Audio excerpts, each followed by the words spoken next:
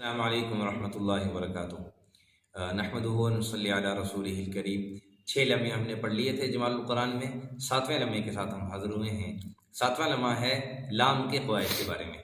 لام کے قواعد کے بارے میں لام کو کب موٹا پڑھیں گے، کب باریک پڑھیں گے، اس کے بارے میں آج کے سبق میں جو ہے نا وہ ہم پڑھیں گے۔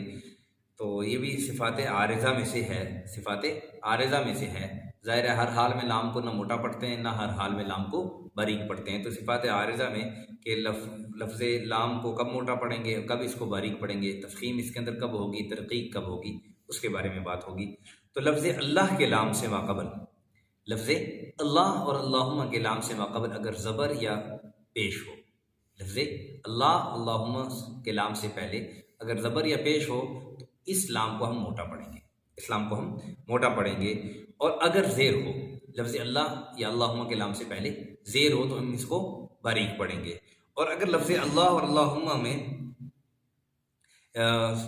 جو لام ہے اس کے علاوہ کوئی اور لام آ جائے، لفظ اللہ اور اللہم اس لام کے علاوہ کوئی اور لام آ جائے جو لفظ اللہ اور اللہم میں سے نہ ہو، تو اس لام سے پہلے اگر زبر ہو یا پیش ہو یا زیر ہو، جو کچھ بھی ہو، ہر حال میں اس لام کو ہم باریک ہی پڑھیں گے۔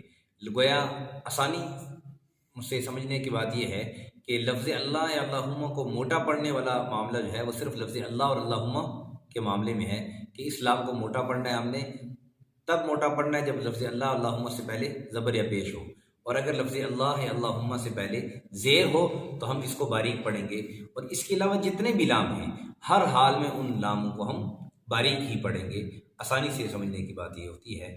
اور بعض قراء کے مطابق تو چونکہ لفظ اللہ اور اللہم کی یعنی لام کی عظمت ہے، یہ اللہ کا نام ہے، اللہم بھی گویا اللہ ہی کا نام ہے، اللہ ہی کو پکارنا ہے، تو اس لیے ان دونوں لاموں کو چاہے پہلے زبر پیش ہو یا زیر ہو، جو کچھ بھی ہو، ہم ان کو باریک پڑھیں گے۔